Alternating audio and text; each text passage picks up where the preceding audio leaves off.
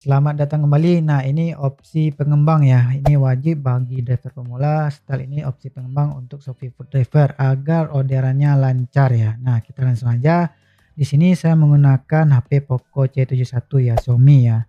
Tadi sobat langsung aja ke pengaturan, lalu kita ambil paling bawah dan kita scroll paling bawah ya di sini ya. Jadi kita pencet yang namanya nomor build ya. Ini pencet sebanyak 7 kali. Nah, di sini apabila sobat sudah muncul opsi developernya sebanyak 7 kali, di sini saya nggak perlu lagi ya. Nah, kita ambil ke sistem. Apa saja yang perlu kita setting, Bang? Nah, di sini ada beberapa hal yang perlu kita setting ya. Nah, kita terlebih dahulu cek satu-satu ya. Nah, kita akan scroll ke bawah.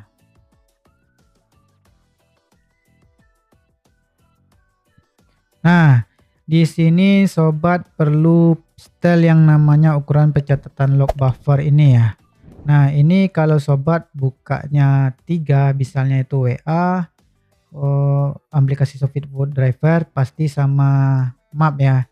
Jadi ini sesuai tergantung RAM-nya masing-masing. Jika sobat HP-nya RAM-nya 8, boleh pakai yang 1M, boleh yang 64K, terserah. Ini log buffer aja. Yang penting aplikasi Shopee Food Driver-nya itu dikunci sama mapnya. Nanti saya akan jelaskan di settingan berikutnya di video berikutnya ya. Nah, ini sobat bisa pilih yang 1M ya jika RAM-nya besar ya. Nah, di sini ya. Kita ambil yang 1M.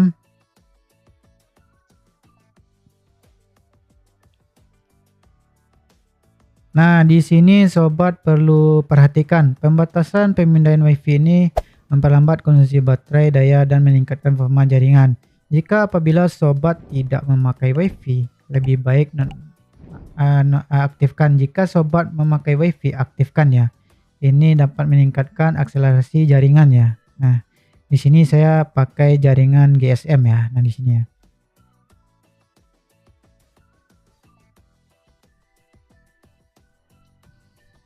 Dan berikutnya ini yang paling penting ya. Di sini sobat setel yang seperti ini.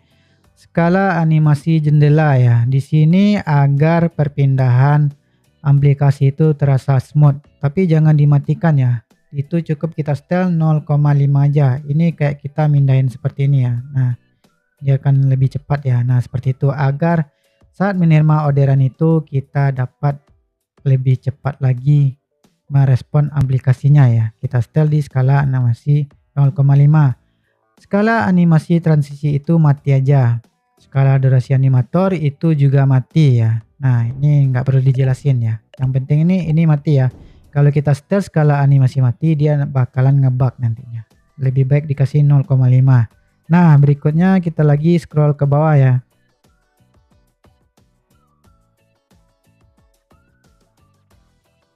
Nah, di sini batas proses latar belakang itu biasanya tanpa proses latar belakang ya, atau batas standar. Ini kita pilihnya semaksimalnya aja. Bila maksimal 4 proses, kita ambil 4 proses ya. Seharusnya saya 4 proses ya, karena ini saya lagi nggak ngebit, saya ambil batas standar ya. Kita pilihnya maksimal 4 proses ya. Ini kita bertujuan fokusnya cuman buka WhatsApp, aplikasi Food Driver sama Gmap ya, itu aja ya. Jadi sobat terserah ini opsinya. Kalau saya pribadi saya pilih yang 4 maksimal proses ya. Nah, berikutnya kita scroll lagi ke bawah. Nah, di sini sobat aktifkan tampilkan ANR latar belakang. Tampilkan dialog aplikasi tidak merespon untuk aplikasi yang ada di latar belakang. Jika sobat mengaktifkan batas proses di belakang, maksimalnya 4 ini harus diaktifkan. Tapi jika batas standar, sobat tidak perlu aktifkan ini. Nah, jika sobat ingin ngebit dan niru settingan saya, bisa di setel seperti ini ya. Lalu kita lanjut paling bawah ya.